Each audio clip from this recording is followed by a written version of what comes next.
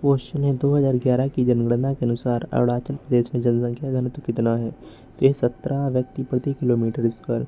2011 की जनगणना के अनुसार अरुणाचल प्रदेश में सबसे कम जनसंख्या घनत्व है। बिहार में सबसे अधिक जनसंख्या घनत्व 1106 है। भारत का जनसंख्या घनत्व 382 था। 2011 की जनगणना का आदर्श वाक्य था, हमारी जनगणना हमारा भविष्य। पहली सफल जनगणना 1881 में लॉर्ड रिपन के अधीन हुई थी और तब से यह प्रत्येक 10 वर्ष में आयोजित की जाती है। जनसंख्या घनत्व प्रति वर्ग किलोमीटर व्यक्तियों की संख्या के रूप में परिभाषित किया जाता है। अगला क्वेश्चन है 2011 की जनगणना के अनुसार दिल्ली के राष्ट्रीय राजधानी क्षेत्र एनसीटी में जनसंख्या घनत्व कितना है? तो सबसे ज़्यादा दिल्ली में 11,320। अगला क्वेश्चन है राष्ट्रीय और उपराष्ट्रीय स्तरों पर जन्म मृत्यु दर एवं अन्य प्रजनन और मृत्यु दर संकेतकों के विश्वसनीय प्राकलन प्रदान करने के लिए बड़े पैमाने पर किए गए जनसांख्यिकीय सर्वेक्षण का नाम क्या है? तो यह नमूना पंजीकरण प्रणाली SRS में एक अंशकालिक गणनाकर्ता और एक पूर्णकालिक पर्यवेक्षक के साथ दोहरी रिकॉर्ड प्रणाली का उपयोग किया जाता है। गणनाकर्ता नमूना गांवों और शहरी इलाकों में जन्म और मृत्यु को लगातार ट्रैक करता है, जबकि पर्यवेक्षक प्रत्येक 6 महीने में एक स्वतंत्र सर्वेक्षण करता है। दोनों स्रोतों से प्राप्त आंकड़ों का मिलान किया जाता है और बेमेल घटनाओं का पुनः सत्यापन किया जाता है। इसे भारत के महापंजीयक कार्यालय द्वारा 1964-65 में एक पायलट प्रोजेक्ट के रूप में लॉन्च किया गया था तथा SRS 1969-70 में पूर्णतः चालू हो गया। अगला क्वेश्चन है निम्नलिखित में से किसे भारत में प्रति वर्ष प्रति हजार जनसंख्या पर मृत्यु की कुल जनसंख्या के रूप में व्यक्त किया जाता है? तो मृत्यु दर को। आयु विशिष्ट मृत्यु दर को किसी दिए गए वर्ष में उसी आयु समूह में प्रति हजार आबादी में एक विशिष्ट आयु समूह में होने वाली मृत्यु की संख्या के रूप में परिभाषित किया जाता है।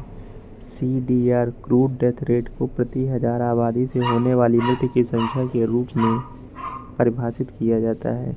शिशु मृत्यु दर एक वर्ष में कम उम्र के बच्चों की मृत्यु की संख्या को दिए गए वर्ष में 1000 जीवित जन्मों से विभाजित करने पर प्राप्त होती है। मातृ मृत्यु दर उस वर्ष में प्रति 1 लाख जीवित जन्मों पर गर्भावस्था या प्रसव की जटिलताओं के परिणाम स्वरूप मृत्यु होने वाली महिलाओं की संख्या को संदर्भित करती है। अगला क्वेश्चन है 2011 की जनगणना के अनुसार ग्रामीण क्षेत्रों में गरीबी रेखा से नीचे के लोगों का प्राथमिक प्रतिशत कितना है? तो यह है 25.70%। 2011-12 में गरीबी दर शहरी क्षेत्रों में 13.7% और राष्ट्रीय स्तर पर 21.9% अनुमानित की गई थी। गरीबी रेखा से नीचे BPL एक आर्थिक मानदंड है जो उन व्यक्तियों और परिवारों की पहचान करता है जो आर्थिक रूप से वंचित हैं और जिन्हें सरकारी सहायता की आवश्यकता हो सकती है। जीवन के बुनियादी मानक को बनाए रखने के लिए आवश्यक आय का न्यूनतम स्तर है। नेक्स्ट क्वेश्चन है जनसंख्या परिवर्तन के ऐसे कितने घटक हैं जो जनसंख्या अध्ययन के क्षेत्र के लिए महत्वपूर्ण हैं? 3 घटक हैं। जनसंख्या परिवर्तन के 3 घटक हैं जन्म, मृत्यु, प्रवास। जनसंख्या अध्ययन के क्षेत्र के मूल है। डेमोग्राफी शब्द ग्रीक शब्द डेमोस और ग्राफी से लिया गया है जिसका अर्थ है जनसंख्या और विज्ञान।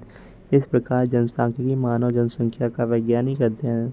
नेक्स्ट क्वेश्चन है भारतीय जनगणना 2011 के अनुसार कृषि क्षेत्र में कार्यरत जनसंख्या का प्रतिशत भाग कितना है? तो यह 0.546।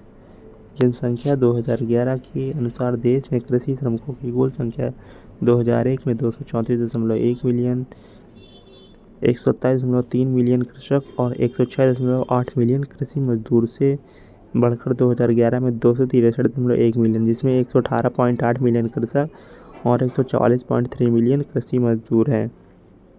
कृषि क्षेत्र में कार्यरत कार्यबल जिसमें कृषक और कृषि मजदूर शामिल हैं का भाग 2001 में 58.2% से घटकर 2011 में 54.6% हो गया है।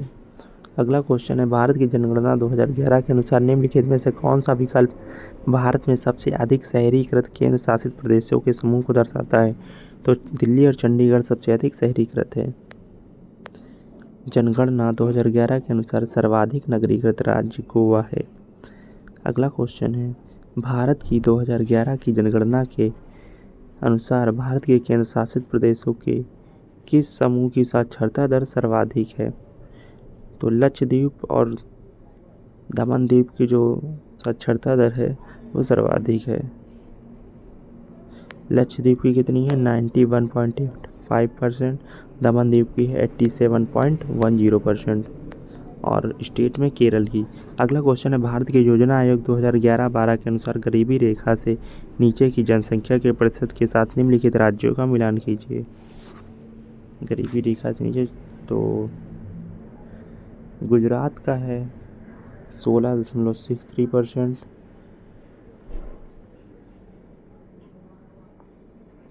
और हरियाणा का है 11.16%। हिमाचल प्रदेश का है 8.06%। भारत के योजना आयोग ने तेंदुलकर गरीबी रेखा के आधार पर 2011-12 के लिए भारत में गरीबी दर 21.9% होने का अनुमान लगाया था। अगला क्वेश्चन है, डैश जन्म दर वर्ष के मध्य में आकलित प्रति 1000 जनसंख्या पर वर्ष के दौरान जीवित जन्म लेने वाले बच्चों की संख्या को इंगित करती है। तो ये अशोधित जन्म दर वर्ष के मध्य में आकलित प्रति 1000 जनसंख्या पर वर्ष के दौरान जीवित जन्म लेने वाले बच्चों की संख्या को इंगित करती है। जन्म दर एक निर्दिष्ट अवधि, आमतौर पर एक वर्ष के दौरान किसी विशेष क्षेत्र मीन्स एक संपूर्ण देश, एक राज्य, एक जिला या अन्य क्षेत्रीय इकाई में जीवित जन्मों की कुल संख्या को उस क्षेत्र की हजारों की कुल जनसंख्या से विभाजित किया जाता है। मृत्यु दर को किसी दिए गए क्षेत्र प्रति 1000 जनसंख्या पर एक निश्चित समय के दौरान होने वाली मृत्यु दर के रूप में व्यक्त किया जाता है। प्राकृतिक वृद्धि दर का तात्पर्य जन्म दर और मृत्यु दर के बीच के अंतर से है। क्वेश्चन है, भारत की जनगणना 2011 के अनुसार किस राज्य केंद्र शासित प्रदेश में लिंगानुपात सबसे कम है? दमन द्वीप में सबसे कम लिंगानुपात है 618। लिंगानुपात का उपयोग प्रति 1000 पुरुषों पर महिलाओं की संख्या के रूप में परिभाषित किया जाता है। अगला क्वेश्चन है, भारत की जनगणना 2011 के अनुसार किस केंद्र शासित प्रदेश में सबसे कम जनसंख्या वृद्धि दर दर्ज की गई है? तो सबसे कम जनसंख्या वृद्धि दर लक्षद्वीप में, यहाँ साक्षरता दर सबसे ज़्यादा और जनसंख्या वृद्धि दर सबसे कम है। भारत की जनगणना 2011 न्यूनतम जनसंख्या वृद्धि दर राज्य नागालैंड या निगेटिव में है, केरल, गोवा, आंध्र प्रदेश। केंद्र शासित प्रदेश लक्षद्वीप, अंडमान और निकोबार, चंडीगढ़, नई दिल्ली। सर्वाधिक जनसंख्या वृद्धि दर राज्य मेघालय में सबसे अधिक जनसंख्या वृद्धि, फिर अरुणाचल प्रदेश में, फिर बिहार में। केंद्र शासित प्रदेश दादरा नगर हवेली, दमन दीव और पुडुचेरी। अगला क्वेश्चन है, भारत की जनगणना 2011 के अनुसार महिला साक्षरता दर कितनी दर्ज की गई थी? तो महिला साक्षरता दर 65.46% और पुरुष की 82.04% और ओवरऑल 74.04%। 82.14% पुरुष की। केरल में सबसे अधिक पुरुष 96.1%, महिला की 92.07%। बिहार में सबसे कम पुरुष की 71.2%, महिला की 51.5%। क्वेश्चन है, भारत की जनगणना 2011 के अनुसार भारत की कुल जनसंख्या कितनी थी? तो ये 121 करोड़ थी। जनगणना 2011 833.5 मिलियन व्यक्ति ग्रामीण क्षेत्रों में और 377.1 मिलियन व्यक्ति शहरी क्षेत्रों में रहते हैं। जनसंख्या घनत्व 382 व्यक्ति प्रति वर्ग किलोमीटर है। अगला क्वेश्चन है, निम्नलिखित में से किस राज्य में 2011 की जनगणना के अनुसार देश में अनुसूचित जनजातियों का प्रतिशत सबसे अधिक था? तो मध्य प्रदेश में सबसे ज़्यादा अनुसूचित जनजातियाँ हैं। 2011 की जनगणना के अनुसार पंजाब, हरियाणा, चंडीगढ़, नई दिल्ली और पुडुचेरी में अनुसूचित जनजातियों की कोई आबादी नहीं है। उत्तर प्रदेश में अनुसूचित जनजाति की जनसंख्या सबसे अधिक है। अगला क्वेश्चन है, भारत की जनगणना 2011 के अनुसार भारत के किस राज्य को महिला साक्षरता दर सबसे अधिक है? तो केरल में ओवरऑल और महिला भी सबसे ज़्यादा साक्षरता दर है। साक्षरता दर पुरुष की 96.1%, महिला की 92.7%। 1951 की जनगणना के अनुसार भारत का जनसंख्या घनत्व कितना है? तो 1951 और 2011 में 382 है और 1951 में 117 प्रति वर्ग किलोमीटर। पिछले 50 वर्षों में प्रति वर्ग किलोमीटर 200 से अधिक व्यक्तियों की लगातार वृद्धि हुई है। भारत में जनसंख्या का घनत्व 2011 में 382 व्यक्ति प्रति वर्ग किलोमीटर। राज्यों का जनसंख्या घनत्व 2011 में अरुणाचल प्रदेश का सबसे कम 17 न्यूनतम, बिहार का सबसे ज़्यादा 1106 उच्चतम, पश्चिम बंगाल का 1028, उत्तर प्रदेश का 829, केरल का 860, तमिलनाडु का 555, दिल्ली का 11,320। सर्वाधिक घनत्व वाला केंद्र शासित प्रदेश अंडमान और निकोबार द्वीप समूह 46। सबसे कम घनत्व वाला केंद्र शासित प्रदेश। अगला क्वेश्चन है 2011 की जनगणना के अनुसार भारत की अशोधित मृत्यु दर क्या है?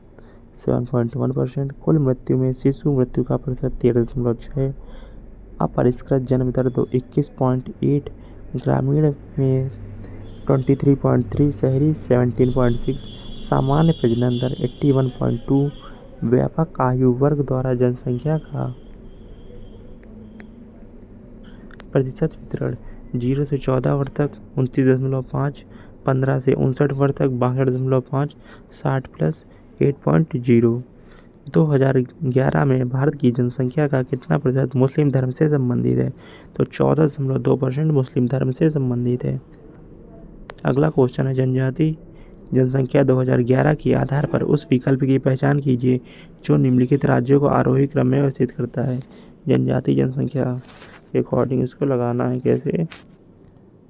आरोही क्रम में, मीन्स बढ़ते क्रम में।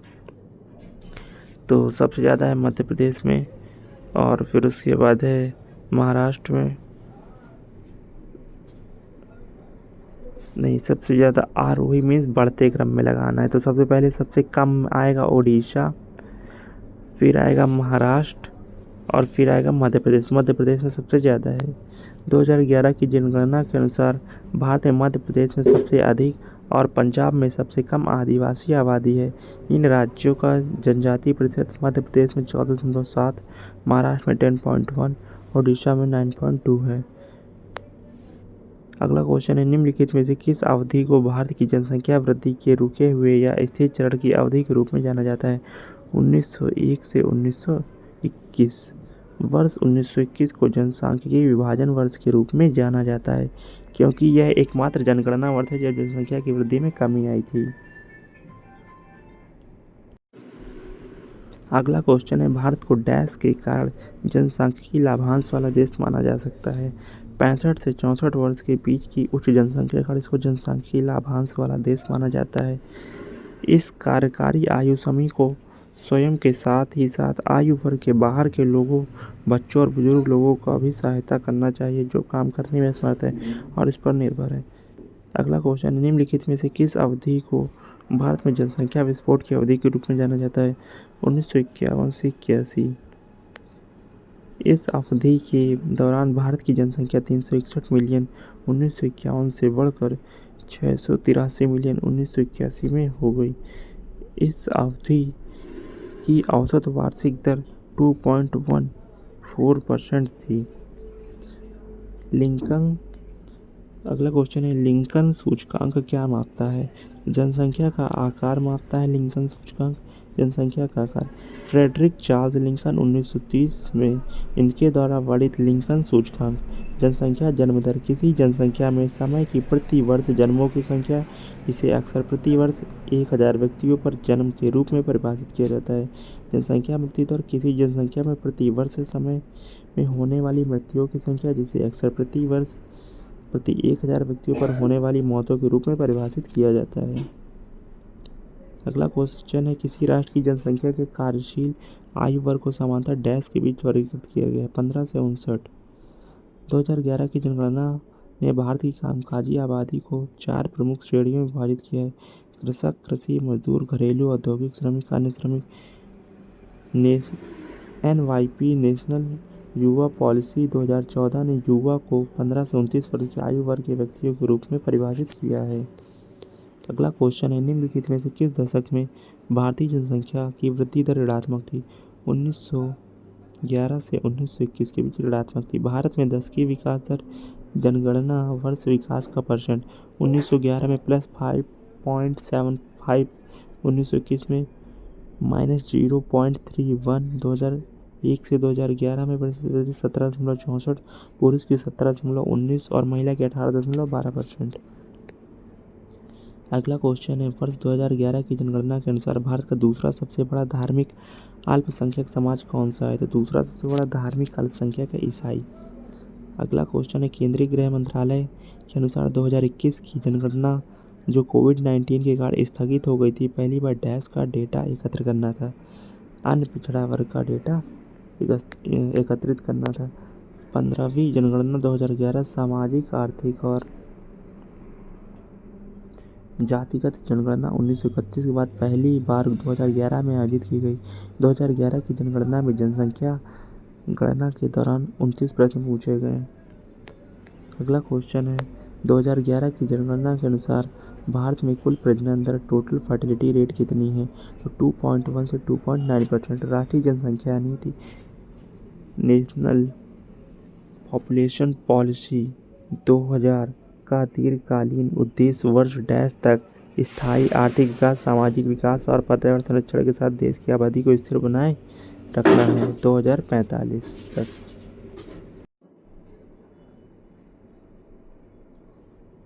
राष्ट्रीय जनसंख्या नीति एनपीपी 2000 का तत्कालिक उद्देश्य गर्भ निरोधक, स्वास्थ्य देखभाल के बुनियादी ढांचे और स्वास्थ्य कर्मियों की अधूरी जरूरतों को व्याख्या करना है और मूल प्रजनन तथा बाल स्वास्थ्य देखभाल के लिए एकीकृत सेवा वितरण प्रदान करना है। अगला क्वेश्चन है, यदि किसी देश की जन्म दर मृत्यु दर से अधिक है तो जनसंख्या में डैश होगी? तो जनसंख्या में वृद्धि होगी।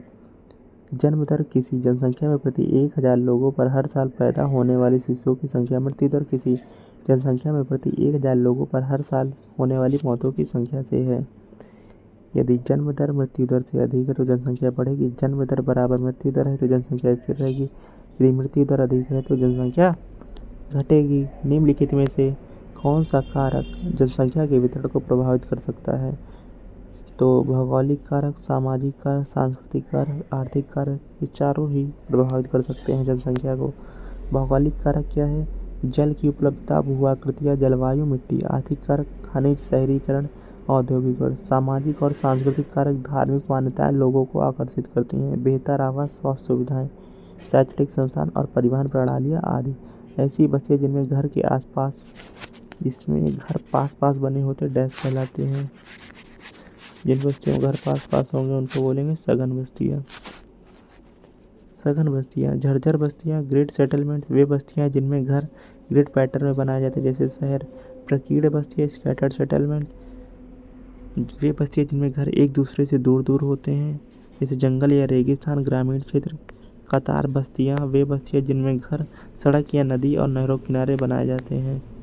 अगला क्वेश्चन है, आधिकारिक तौर पर भारत में परलैंगिक व्यक्तियों पर पहली बार दर्ज किए गए आंकड़े किस जनगणना में एकत्र किए गए?